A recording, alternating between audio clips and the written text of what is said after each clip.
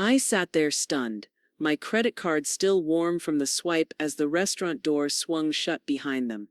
The laughter of other diners floated past, soft and cruel, mixing with the clink of glasses and the scent of burning steak. My son said, "We've got it tonight," then disappeared with his wife into the night air. They never came back. After teaching him to walk, after funding his first car, after bailing him out more times than I could count, I was left alone with a $1,237 bill, and a silence that cost more than money. Before we begin, may I ask, where in this big, beautiful world are you listening from? It's always a quiet honor to know who's sharing this space. Drop it in the comments and don't forget to subscribe.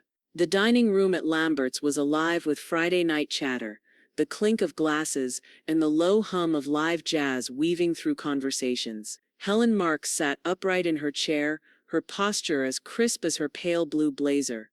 Across the polished wood table, Todd and Jessica basked in the glow of the restaurant's dim Edison bulbs, as if the whole evening were a stage set for them. The smell of mesquite smoke and seared steak lingered in the air, a reminder of the extravagance they had insisted upon. Todd lifted his glass of Pinot Noir with a flourish. "Only the best tonight," he said, flashing that same cocky grin Helen had seen since he was a teenager. The bottle of $400 indulgence rested proudly in its silver chiller, a quiet symbol of excess. Jessica swirled her glass and smirked at Helen as though bestowing a favor. "You wouldn't believe the deal I scored on the new Prada tote," she said, her voice carrying across nearby tables. "Everyone at Barton Creek will be green with envy." She tossed her manicured hair back, the diamond on her wrist glittering with the candlelight. Helen nodded politely, though her jaw tightened. The richness of the steak on her tongue turned bitter when paired with her daughter-in-law's smugness. Across from her, Abby pushed food around her plate, cheeks pink with embarrassment. The girl hadn't said more than 2 words all evening, shrinking under her parents' shallow display. Dessert menus appeared, but Todd waved them off with a grand gesture. "We'll take another bottle," he declared, his voice cutting through the music. Helen's stomach sank. He was already 2 glasses in, Jessica nearly matching him sip for sip. When the server finally placed the leather check presenter on the table, Helen instinctively reached for her purse. But Todd's hand shot out, pressing the folder closed as if to lay claim. "Relax, Mom," he said smoothly. "We've got it." Jessica chimed in. "Of course you did enough just by coming." She dabbed the corner of her mouth with a linen napkin, the picture of insincere generosity. But then Todd rose, pushing his chair back with a scrape. "Quick trip to the restroom," he said. Jessica followed, squeezing his arm. "Be right back." Helen sat waiting, sipping the last of her water, tapping her fingers lightly against the rim of her glass. 5 minutes passed. 10. The dessert cart rolled by, the scent of caramelized sugar trailing after it. Around her, other diners laughed, shared spoons, leaned in close. But her side of the table remained empty. The server returned, confusion flickering across his polite smile. "Will they be joining you again, ma'am?" Helen's heart sank. She flipped open the folder and stared at the bill. $1,237.84. Her throat tightened as she slid her credit card inside. Every eye in the room seemed to follow the transaction, though she knew it was only her imagination amplifying the humiliation. Still, she felt the heat of shame creeping up her neck. As the receipt printed, Abby's chair scraped softly. The girl leaned closer, whispering, "I'm sorry, Grandma." Her voice cracked like a secret apology. Helen reached across the table, brushing Abby's hand gently. "It's not your fault," she murmured. But her chest burned with anger, not just at Todd and Jessica's audacity, but at the memory of how many times she had bailed them out before. This was no accident. It was a choice.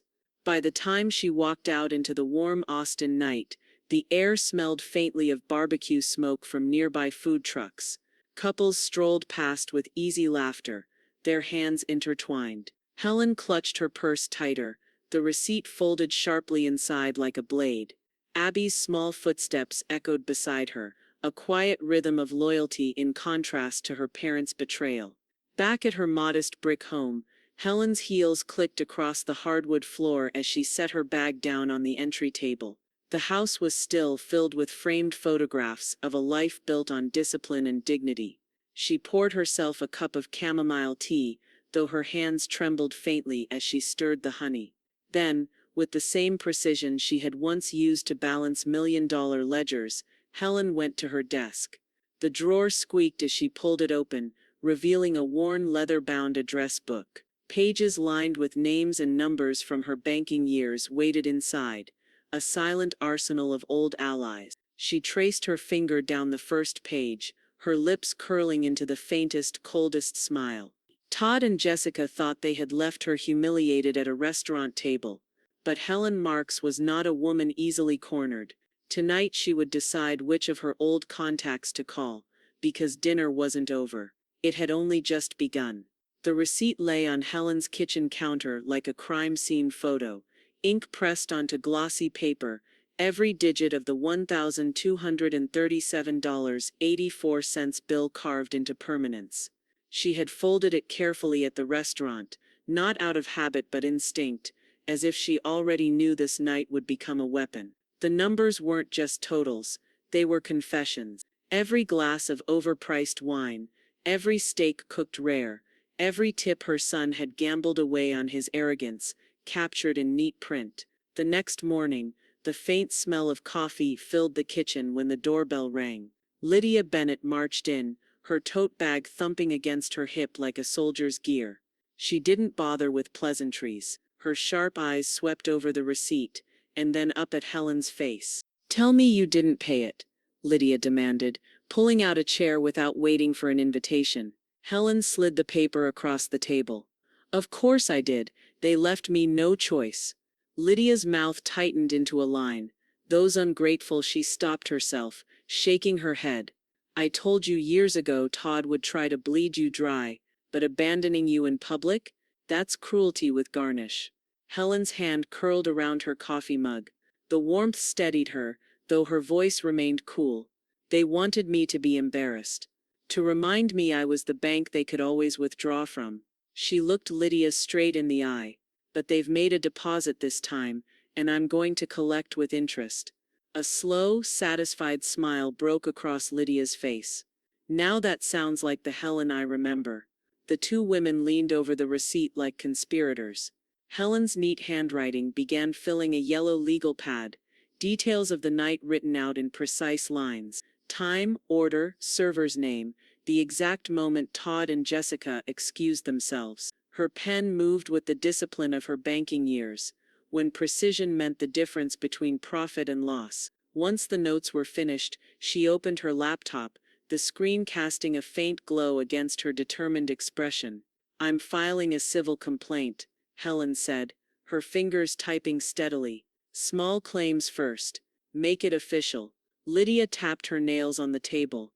"Paper is good. Judges like paper. But if you really want to watch them squirm, you'll need more than a court date. You'll need pressure. Real pressure." Helen paused, her eyes narrowing slightly. "What kind of pressure?" "Collections." Lydia's tone carried the weight of someone who knew exactly what she was saying. "You spent decades at the bank. You know the type. The ones who don't stop calling, who make sure the world feels small when you owe money." Helen leaned back, considering. Her pulse quickened not with fear, but with the cold exhilaration of strategy forming. Todd and Jessica thrived on appearances, on status symbols, on the wind illusion of control. Collections would unravel all of that quietly, legally, mercilessly. Her lips curved into a thin smile. "Debt collectors always knock louder." Lydia chuckled, pushing her chair back. "Now you're speaking my language." She gathered her things but not before squeezing Helen's hand. "Make them pay, Helen. For once in their lives, make them pay." When the door shut and silence filled the kitchen again, Helen picked up the receipt once more. The paper crackled faintly under her fingers, fragile but powerful, like a trigger waiting to be pulled. She reached for her address book, the same worn leather-bound volume she had opened the night before. Flipping through the pages, she stopped on a name she hadn't spoken aloud in years. Carl Peters. The memory of his gravelly voice surfaced, A man who had once been the bank's most relentless ally in recovering debts, professional, discreet but ruthless when it came to collections. The kind of man who didn't just chase money, he cornered it. Helen exhaled slowly, lifting the phone. The keypad's glow lit her face, calm yet determined. One ring, and she would set the entire plan in motion. Her finger hovered over the call button. Helen pressed the phone to her ear, her thumb drumming lightly against the kitchen table as the line rang. Outside, cicadas hummed in the warm Austin night, their endless chatter underscoring the suspense in her chest. Then came the low, gravelly voice she remembered. "Peters," the man answered. "Carl," Helen said evenly. "It's Helen Marks, from First Capital Bank." A pause stretched long enough to make her doubt. Then a rough chuckle broke through. "Well, I'll be damned. Helen Marks, still keeping people honest?" Her lips curved into a tight smile. "Not tonight. Tonight I need someone else to do it for me." The chair creaked as she leaned forward, lowering her voice as if the walls themselves might gossip. She told him about the restaurant, the wine, the handbags, the smug smiles, and the sudden retreat. She described the look on the waiter's face when he realized she'd been left behind, the burn of humiliation settling in her chest as strangers pretended not to stare. Carl listened without interruption, just the faint scratch of a pen on paper in the background. When she finished, silence hung heavy for a beat. Then his tone shifted, direct, sharp. "You want me to treat this as business?" he asked. "Or as something personal?" Helen's eyes drifted to the folded receipt beside her, the ink stark against the pale paper. She let her voice drop to steel. "Both." Another chuckle rumbled through the line. "That's the Helen I remember. No one ever left your desk owing a dime. Consider this a private job," she said. "Not through the bank, just through me." Carl's voice softened, though it carried an edge. "Then I'll run it like I always do, quiet, efficient, no corners cut. I'll make sure they feel every knock on the door." A sense of control returned to Helen, steady and deliberate. "That's what I want. I don't care if they hate me. I just want them to pay."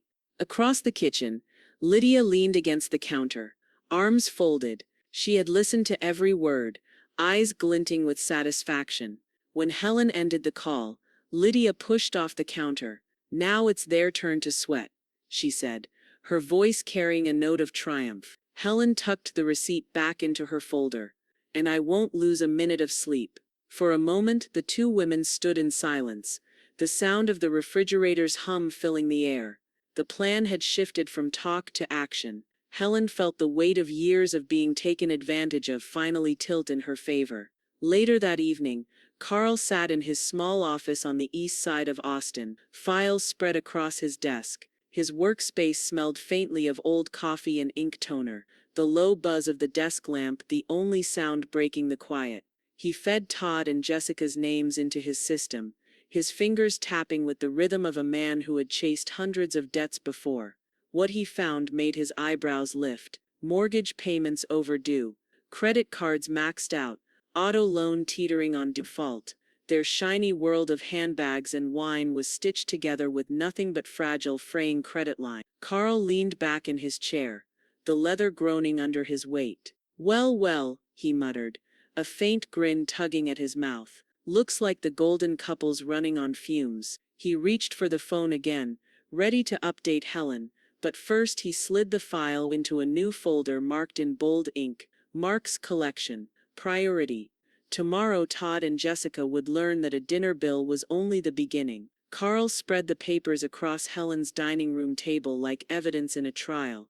His call-used fingers tapped each page, steady and deliberate, the way a doctor might explain a diagnosis. The faint smell of his aftershave mixed with Helen's brewed Earl Grey, the room thick with quiet tension. "Mortgage payments, 60 days late," Carl said, sliding a document forward. "Car loan, one missed, another about to follow. Credit cards maxed.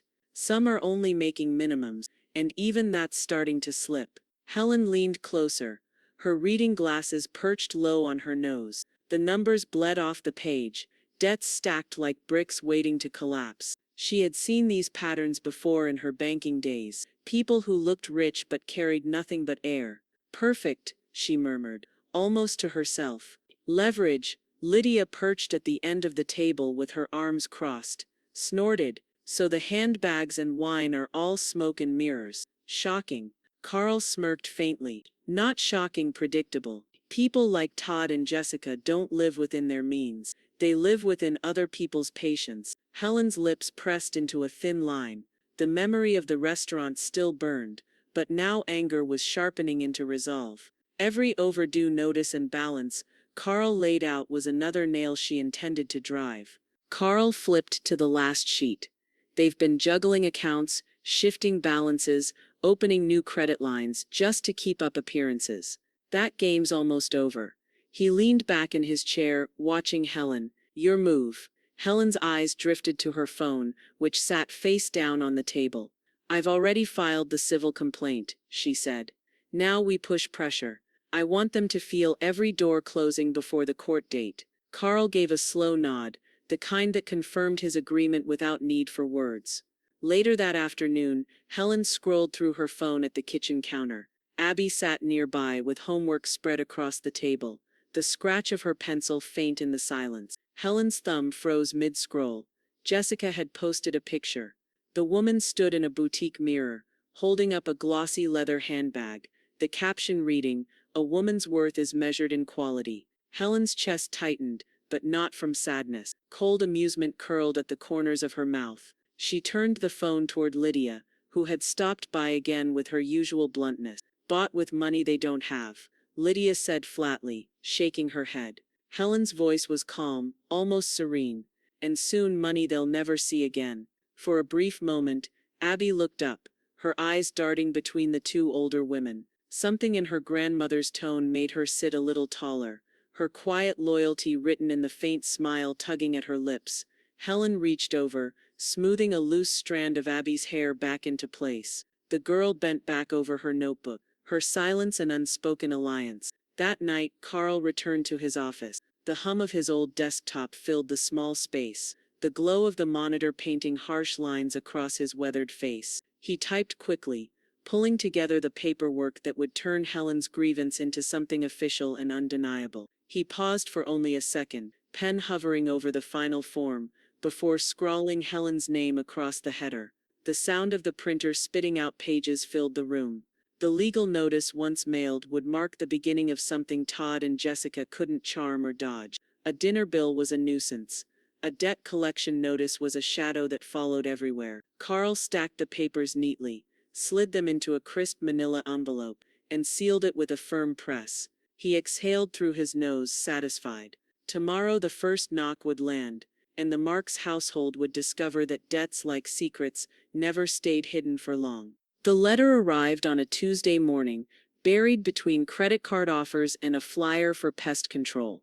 Jessica almost missed it, her manicured fingers flipping lazily through the stack until her eyes caught the bold black lettering, "Notice of Debt Collection." She tore the envelope open, expecting some clerical mistake, but the moment her eyes hit Helen's name typed neatly at the top, creditor, her throat went dry. "Todd," she shrieked, her voice echoing off the vaulted ceilings of their two-story house. He emerged from the home office, shirt half-buttoned, tie dangling like a noose. "What is it now?" Jessica shoved the letter into his hands, her face blotchy with rage. He skimmed quickly, his expression shifting from irritation to alarm. His ears flushed red. This is official," he muttered, scanning the legal jargon. Helen filed with a collection agency. Jessica paced, heels clacking against the hardwood floor. She wouldn't dare. She wouldn't drag family into. She just did. Todd snapped, tossing the paper onto the marble counter. And if Carl Peters is the one handling it, his words trailed, a shadow passing over his face. Jessica's mouth fell open. "You know him." Todd rubbed the back of his neck, avoiding her eyes. "Everyone in finance around here knows him. Peters doesn't just knock, he dismantles." Their argument grew louder, spilling through the house. Abby sat at the top of the stairs, notebook in her lap, pencil frozen mid-sentence. She hugged her knees, listening as her parents' voices bounced through the stairwell. "We'll fight it," Jessica hissed, pacing like a caged cat. She won't get away with this. I'll tell everyone she's gone senile. People will believe me. Todd slammed a cabinet shut so hard the dishes rattled. You think that'll stop Peters?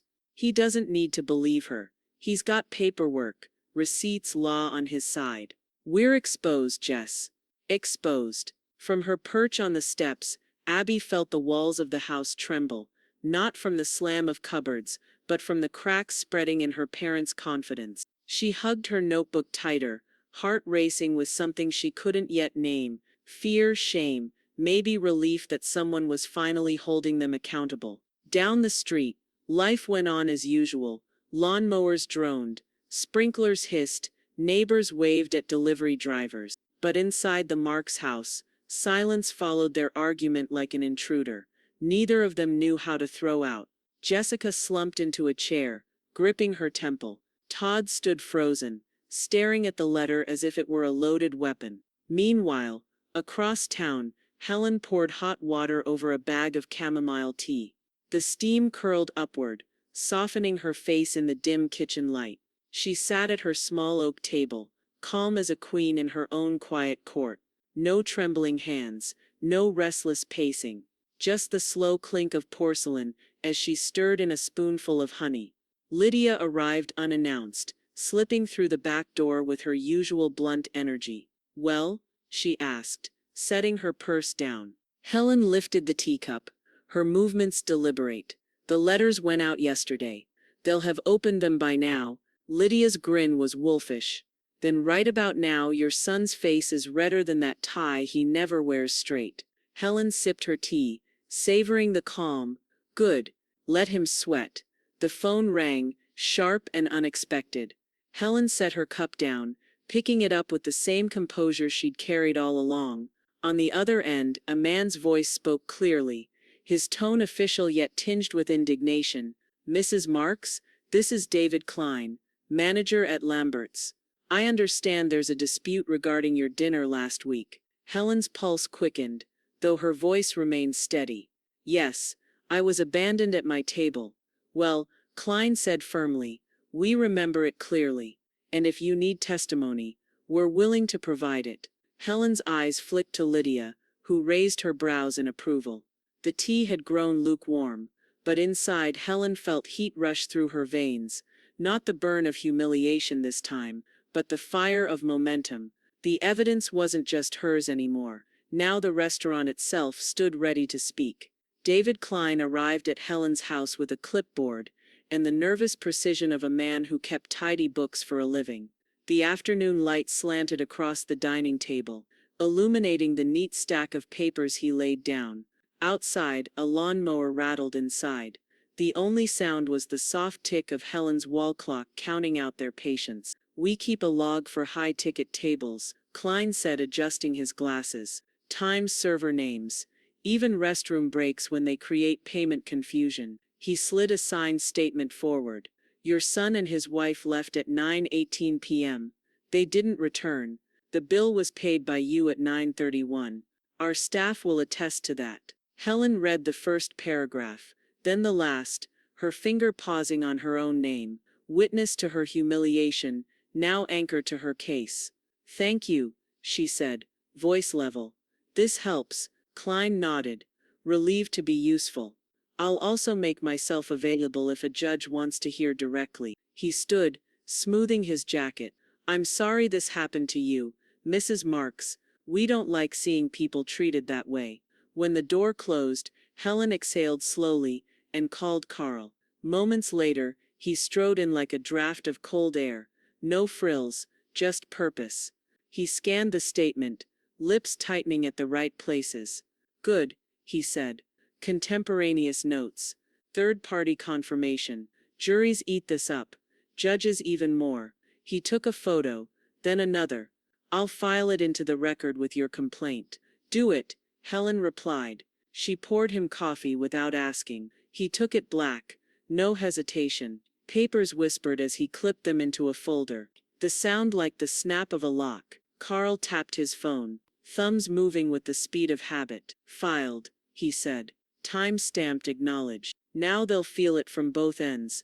The court and me." Across town, Todd's phone lit up with a notification from the court portal he pretended not to check. He opened it in the half-dark of his office, the blinds closed against the afternoon heat. His jaw worked as he read the new exhibit. Then he punched in Helen's number. Her phone buzzed on the counter. She watched it ring. She didn't move. It stopped, started again, then again, each call a demand, each silence a refusal.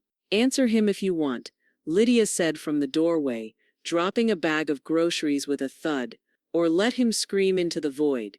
Personally, I recommend the void." Helen's mouth twitched. "Silence is my best weapon." She turned the phone face down. Todd tried texts. "You're blowing this out of proportion. Then we'll fix it if you stop. Then you're not well." Each ping landed with diminishing weight until the sound felt like static, and she muted the thread.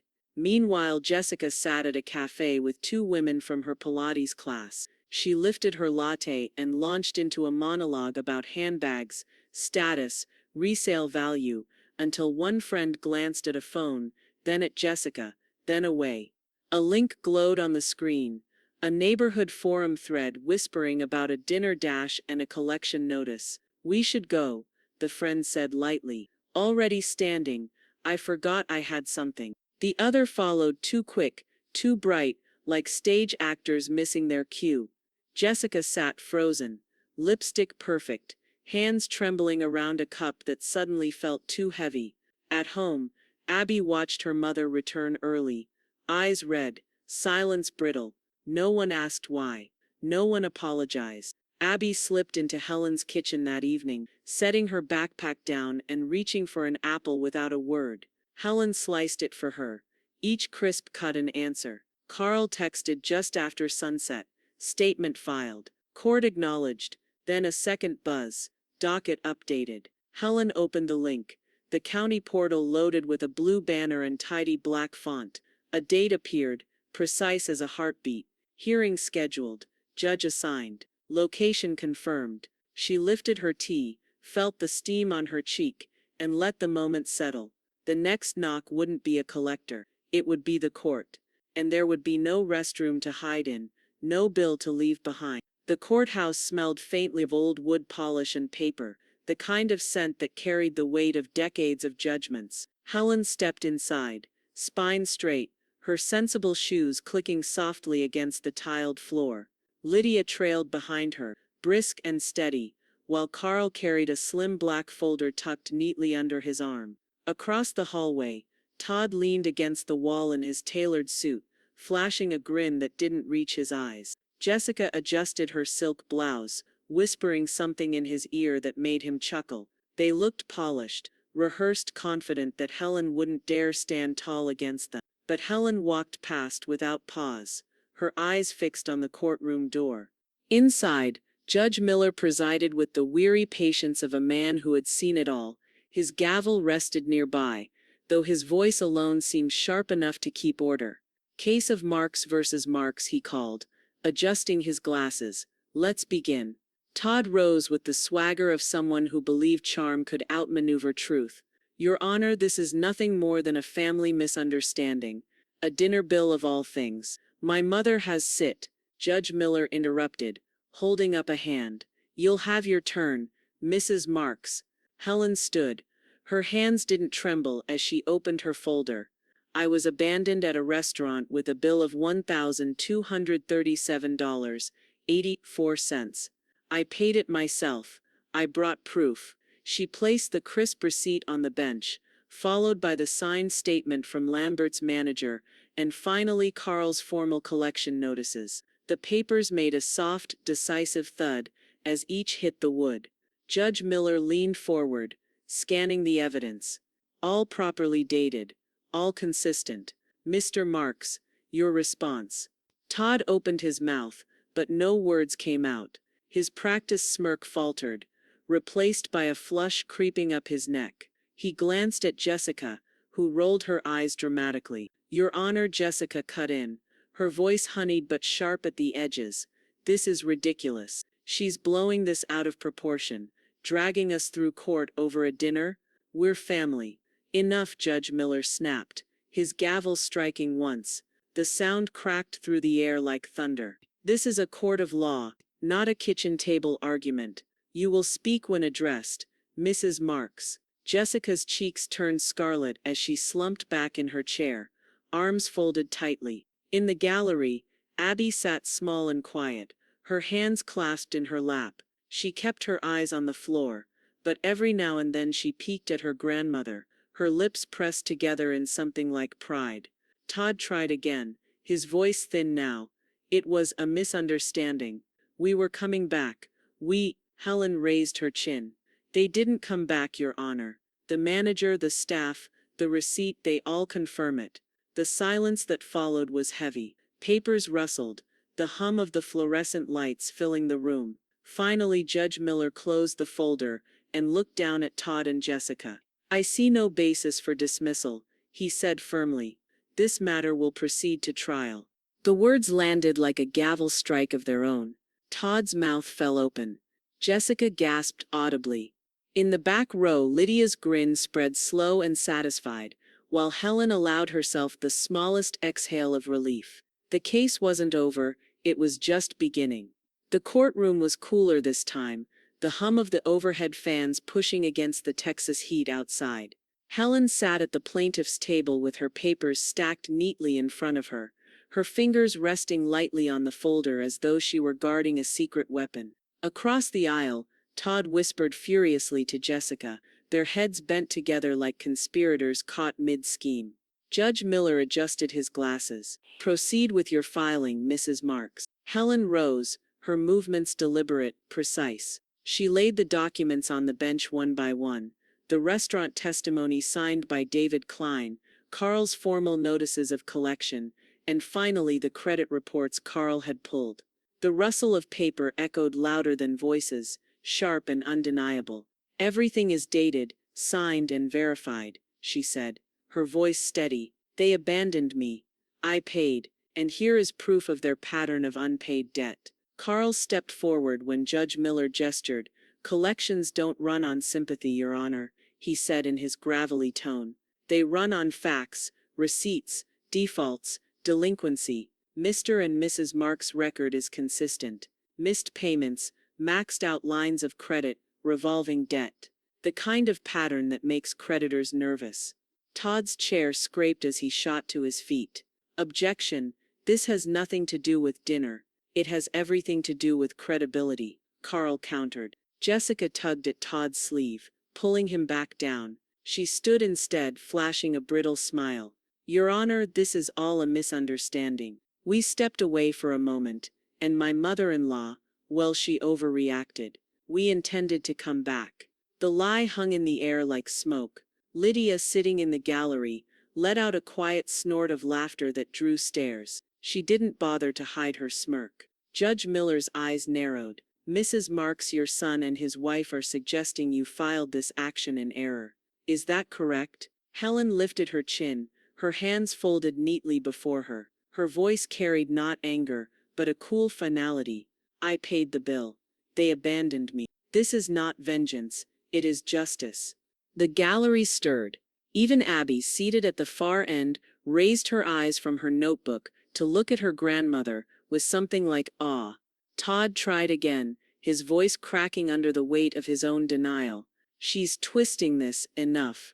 Judge Miller's gavel struck once, silencing him. "The evidence is clear, the documentation thorough, and the testimony credible. This case will not be dismissed." He leaned forward, his tone hardening. "We will move to a damages hearing." Helen let out the smallest breath, barely noticeable, but Lydia caught it. The corners of her friend's mouth turned upward, her eyes gleaming with satisfaction. Jessica dropped her gaze to the table, her cheeks blotched with humiliation. Todd sat rigid, staring straight ahead, his jaw clenched. For the first time, both of them looked like people who understood they were cornered. Helen gathered her papers with care, sliding them back into her folder. The weight of them was no burden, it was leverage. Proof had done what promises and arguments never could. As the gavel echoed once more, the future shifted. The question was no longer if they would pay, but how much. The courtroom felt heavier that morning, as though even the air had settled in to witness the reckoning. Helen sat with her hands folded neatly on the table, the folder of evidence closed now, its work complete. Across from her, Todd shifted constantly in his chair, tugging at his collar, as if the fabric itself were strangling him. Jessica dabbed at her lipstick, the nervous motion betraying cracks in her confidence. Judge Miller entered, robe swaying, and the low murmur of the gallery fell silent. His voice cut through the quiet. This court has reviewed the evidence presented by both parties. Today, we deliver judgment. Helen didn't move. She didn't need to. The judge's gaze swept the room.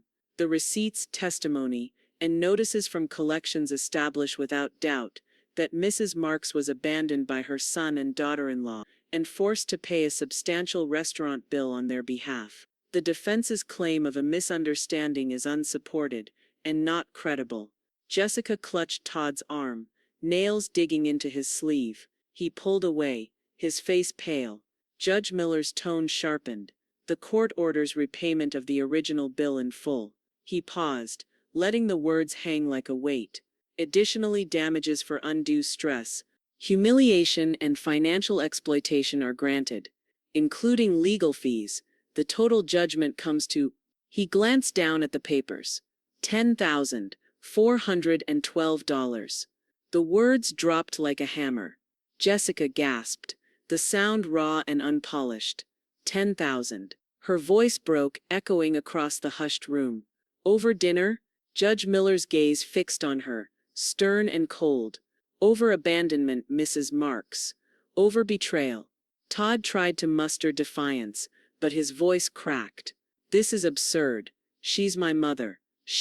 Sit down, the judge ordered. The gavel cracked once, silencing him. From the gallery, Lydia's grin stretched slow and triumphant. She leaned just far enough forward to whisper, "Interest served warm," though only Helen heard. Helen remained composed, her face unreadable, though a quiet storm of satisfaction surged inside. She had not sought revenge through anger or spectacle, only through proof, patience, and the weight of law. Jessica buried her face in her hands, muffled sobs shaking her shoulders. Todd stared straight ahead, eyes glassy, as if staring into a mirror that showed him what he had become, a man stripped of dignity in front of his peers. A few colleagues from his firm sat in the gallery, their whispers rustling like leaves. On the far side, Abby sat small in her seat, her notebook pressed tightly against her chest. She didn't look at her parents. She couldn't. Her gaze stayed fixed on the polished floor, shame written in the angle of her shoulders. The gavel struck again. Judgment is entered in favor of the plaintiff. Court adjourned. Chairs scraped, the low hum of conversation returning as the judge exited. Helen gathered her folder with deliberate calm, sliding the papers back into her bag. She stood smoothing her jacket and turned to Lydia. "Done," she said softly. "Not done," Lydia corrected, eyes gleaming. "It's just getting good." Carl approached, his expression unreadable but his movements precise. He leaned in, his gravelly voice just above a whisper. "Now that judgment's on record, we can move. Garnishments, liens, they'll feel it every time they touch their accounts." Helen nodded once, her eyes following Todd and Jessica as they stumbled toward the exit, Jessica still crying, Todd rigid and silent. The proud, polished couple looked suddenly smaller, diminished. Helen lifted her teacup that evening back at home, steam curling around her face as she settled into her favorite chair. The taste of chamomile lingered smooth and steady as her phone buzzed with a message from Carl Linz filed. Their accounts won't be theirs much longer. Helen allowed herself a single quiet smile. The dinner they left her with had turned into a debt they would carry long after the meal had been forgotten, and this time, the check would follow them home. The first freeze landed on a Thursday morning. Jessica was at her favorite boutique in downtown Austin, a glossy handbag looped over her arm, when the sales clerk handed back her platinum card with an apologetic smile. "I'm sorry, Mrs. Marks," the woman said softly, glancing at the register screen. "It's declined." Jessica blinked, her painted lips parting in disbelief. "Run it again." The card slid, beeped and rejected once more. The sound seemed louder than it should have been, cutting through the boutique's mellow background music. A couple browsing shoes turned to stare. Jessica's cheeks flamed. She dug into her designer purse, pulled out another card. This one, black, heavier in her hand. Declined. By the time she stormed out, the handbag abandoned on the counter, the world she'd built on swipes and signatures was already cracking. That same afternoon, Todd sat at a casual lunch with two colleagues from his firm. He leaned back in his chair trying to project ease, but sweat beaded along his temple. When the server brought the check, Todd slid his debit card across with his usual flourish. Moments later she returned, lips pressed into a nervous line. "I'm sorry, sir. It didn't go through." Todd forced a laugh, waving it off. "Bank glitch. Happens all the time." He handed over another. Declined again. His colleagues exchanged quick, silent glances. The flush of humiliation crawled up his neck as one of them quietly covered the bill. By evening, whispers at the office had already begun. Rumors moved faster than memos, and by the next day his boss had heard. "Everything all right at home, Todd?" the man asked casually in the hallway, though his eyes lingered with curiosity. Todd forced a smile. "Of course, just a technical issue." But his voice lacked conviction, and both men knew it. Across town, Helen poured coffee for Lydia in her small kitchen, the comforting aroma filling the air. Morning sunlight warmed the table where the two women sat, their cups steaming between them. "Declines already?" Lydia asked. Her grin sharp. Helen stirred a spoon of cream into her cup. Carl texted, "Accounts are frozen, liens attached. Every tap, every swipe will remind them of me." Lydia laughed, shaking her head. "Better than any headline. You've turned a dinner bill into their daily diet." Helen didn't laugh. She only sipped, eyes calm, savoring the quiet power in every swallow. That weekend, Abby appeared at Helen's doorstep with an overnight bag. She shifted uncomfortably on the porch, her voice low. "Mom and Dad they're mad all the time now. Can I stay here?" Helen stepped aside without hesitation, her voice gentle. "Of course, sweetheart. Always." Abby's shoulders eased as she entered, setting her bag by the stairs. The air smelled of cinnamon bread baking, and for the first time in weeks, she let herself breathe fully. Nights stretched easier at Helen's house. Abby finished homework at the kitchen table, while Helen read nearby, their silences companionable, not sharp. The girl didn't say much, but her presence was steady, a quiet vote for where she felt safe. Meanwhile, Todd's phone buzzed with relentless messages from creditors. Jessica tried pleading with the bank manager, her voice pitched high, but every conversation ended the same way. "Your accounts are legally encumbered, Mrs. Marks. We can't lift the freeze." By Monday, Todd sat hunched at his office desk, unable to focus as whispers crept from cubicle to cubicle. His name was no longer tied to success, but to scandal. And then the next blow came. A knock at their front door, sharp and official. When Todd opened it, a sheriff's deputy stood on the porch, a yellow envelope in hand. "Mr. Marks," the deputy asked flatly. "You've been served, court-ordered wage garnishment." Todd froze, the color draining from his face as Jessica appeared behind him, her hand clamped over her mouth. The envelope passed into his shaking grip like a sentence being read aloud. The garnishment hit like a guillotine. Todd opened his paycheck stub at his office desk and froze, the fluorescent lights buzzing overhead like an accusation. His usual salary line had been slashed, nearly half gone, replaced by a bold, sterile phrase, "Court-ordered garnishment. Creditor, Helen Marks." He crumpled the paper in his fist, his breathing uneven. His co-workers milled around the break room nearby, the smell of burnt coffee drifting through the air, but Todd couldn't move. For the first time in his career, his earnings weren't his own. Every hour he worked now paid her first. That evening, Jessica tore through their walk-in closet, tossing silk blouses and leather shoes onto the bed. Her voice pitched higher with every word. "We need cash, Todd. Real cash. These vultures aren't done." Todd sat on the edge of the mattress, staring at the stub in his hand, as if it might change if he blinked enough times. She's bleeding me dry, he whispered. Jessica yanked her Prada tote from its shelf, slamming it onto the pile. Fine. Then I'll start selling. Poshmark, consignment, whatever it takes. At least these things still hold value. Her manicured fingers trembled as she traced the bag's stitching, her reflection warped in the glossy leather. Across town, Helen and Lydia sat in the kitchen, the warm scent of cornbread filling the air. Helen scrolled on her tablet, a faint smile tugging at her lips as she saw the confirmation of garnishment filed. Every stitch they bought was made with stolen time, Helen said quietly, setting the tablet down. Lydia smirked, reaching for the butter dish. And now every stitch will be sewn back with regret. The women clinked their mugs of coffee together, the sound crisp, victorious. Later that night, Abby sat curled on Helen's couch, a blanket wrapped around her shoulders.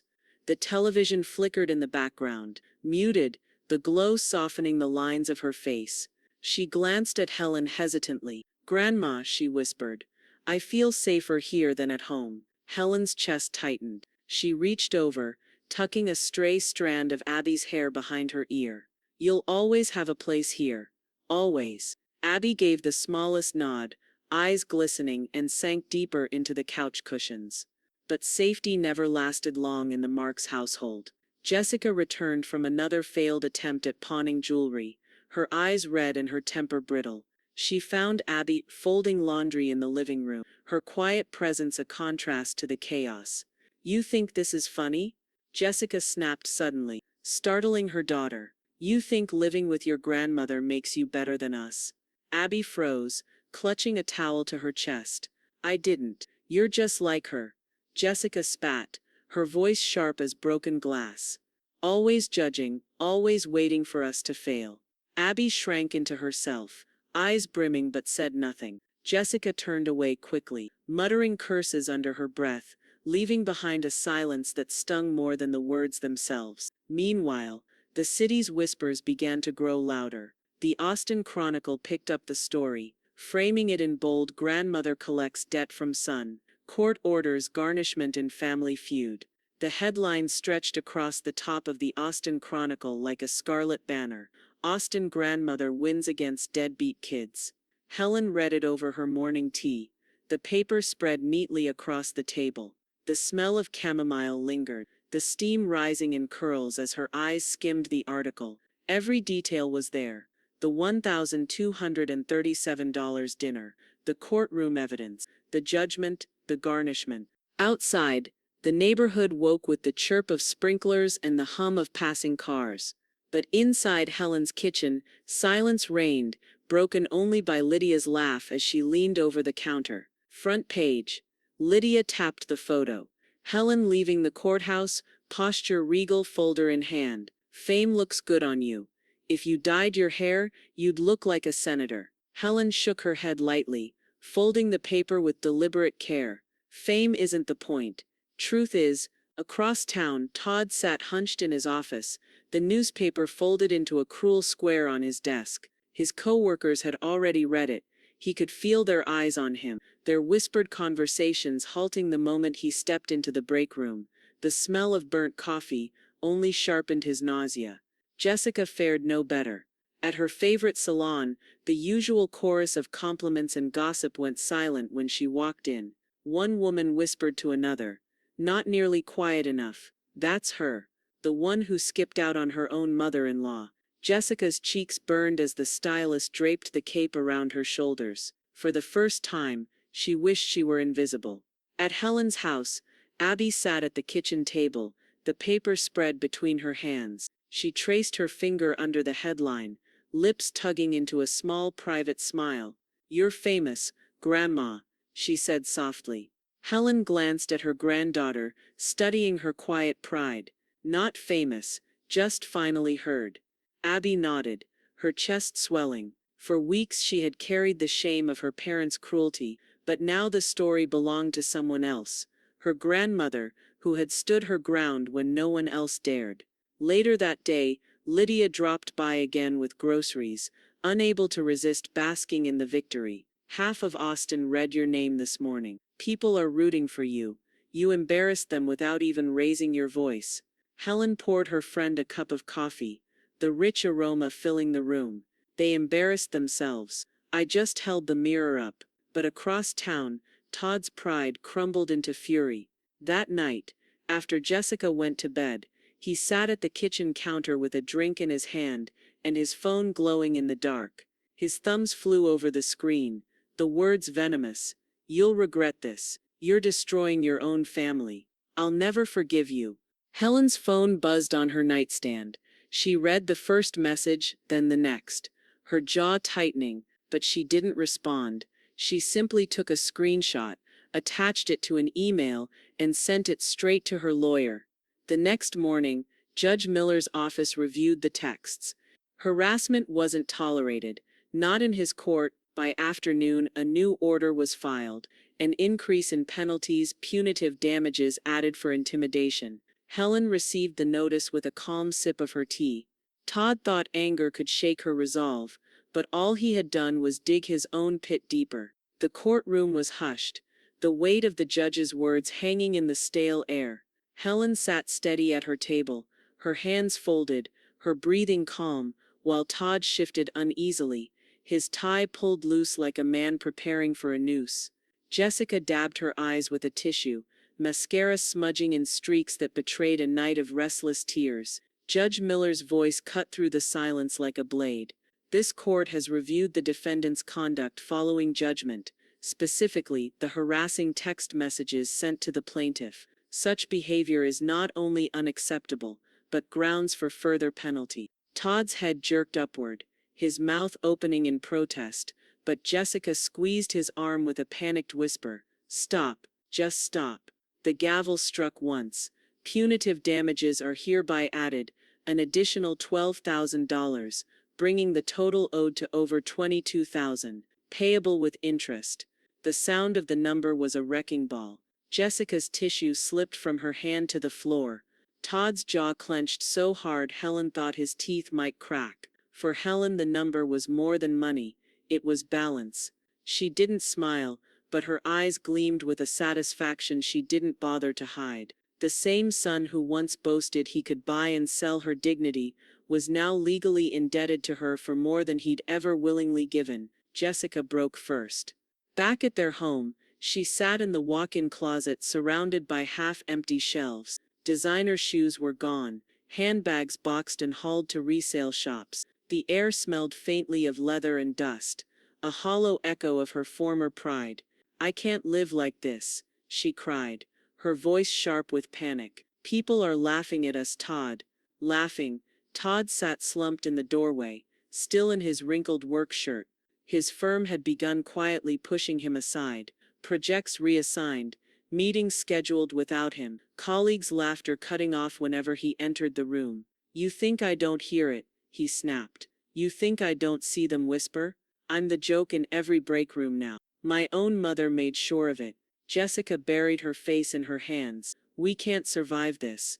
We can't survive her." The rift between them widened in that moment, words too bitter to swallow festering in silence. Meanwhile, Abby stood on Helen's porch with a duffel bag slung over her shoulder. She didn't wait for her parents to notice her leaving. She didn't tell them she wasn't coming back. Helen opened the door, took one look at her granddaughter's solemn face, and stepped aside.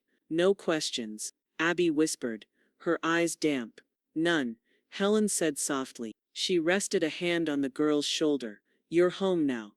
The house filled with a new rhythm, Abby's laughter mixing with the clink of dishes, the quiet scratch of pencils during homework, the scent of Helen's cooking drifting through the air. For the first time in a long while, the house felt alive.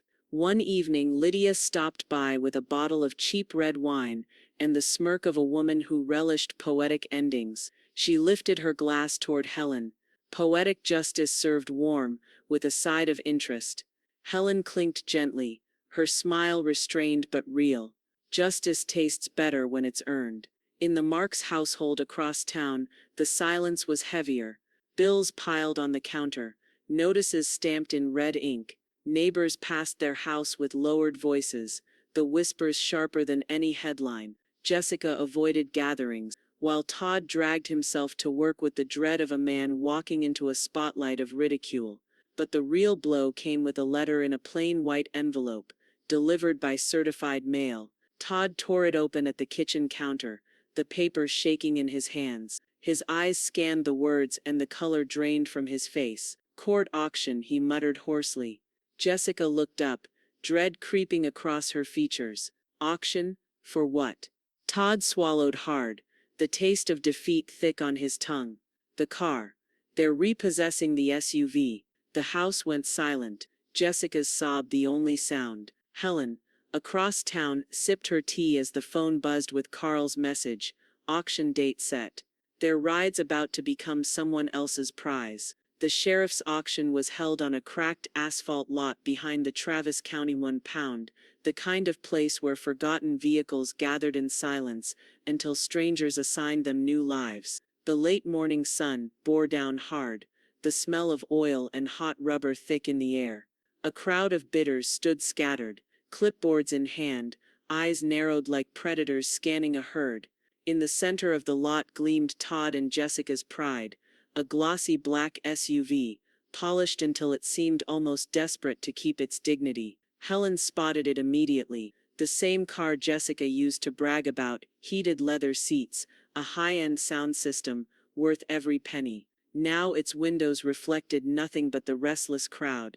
Helen stood near the back, Lydia by her side, Carl just behind with his usual no-nonsense calm.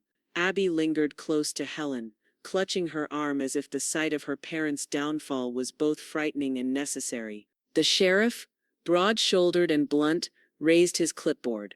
"Next up, 2021 luxury SUV, seized under court order, opening bid 10,000. Todd was there, though his posture betrayed him. He leaned against a chain-link fence, arms folded tight, eyes shadowed. Jessica hovered beside him with oversized sunglasses covering her face, as though tinted glass could block the stares of neighbors, acquaintances and strangers who now knew too much. Helen didn't look at them. Her gaze stayed on the auctioneer, her presence quiet but steady, like the judgment that had brought them here. 10,000, do I hear 11? The sheriff barked. Hands shot up. Bidding began, sharp and fast. 11, 12, 13. The numbers climbed while Jessica's grip tightened around her purse strap. By 15,000, her face had gone pale. Todd didn't move, didn't speak, his silence more crushing than anger. Finally the gavel cracked down. Sold. 17.5. Applause broke from the bidders who had secured their prize. The SUV's keys jingled in the sheriff's hand, passed to a stranger who barely glanced at Todd and Jessica, before walking away smiling.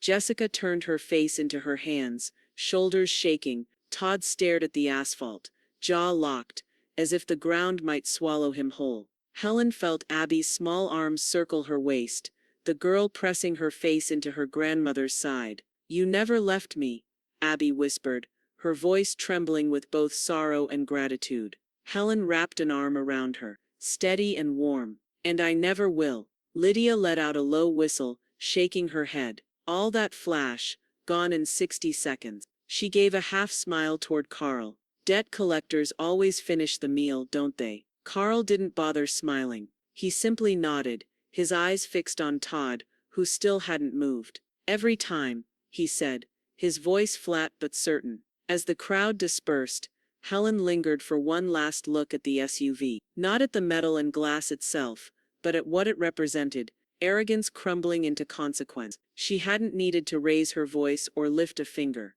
The system, once nudged, had done the rest. That evening, as Helen sat at her kitchen table with Abby working quietly on homework beside her, her phone buzzed with an unfamiliar number. She answered, the voice on the other end, brisk but warm. "Mrs. Marks, my name is Diane Cruz. I work with the Central Texas Elder Respect Alliance. We read about your case in the Chronicle and heard about today's auction. We're organizing a gala on elder financial protection, and we'd be honored if you would speak." Helen's fingers tightened slightly around her teacup. She glanced at Abby, who looked up from her notebook with curious eyes, then at Lydia, who raised her brows in silent approval. The invitation wasn't just a stage.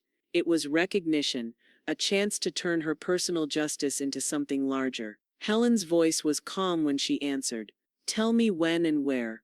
The ballroom shimmered under soft amber lights, crystal chandeliers, casting warm patterns across linen-draped tables. The faint scent of roasted chicken and polished wood lingered, mingling with the low murmur of anticipation from the gathered crowd. Helen stood at the edge of the stage, one hand resting lightly on the podium, her other clutching the notes she had barely needed to glance at during weeks of preparation.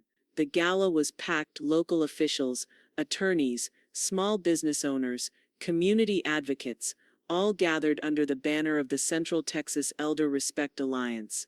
The program read, "Keynote Speaker, Helen Marks." She breathed in steady and sure, and began.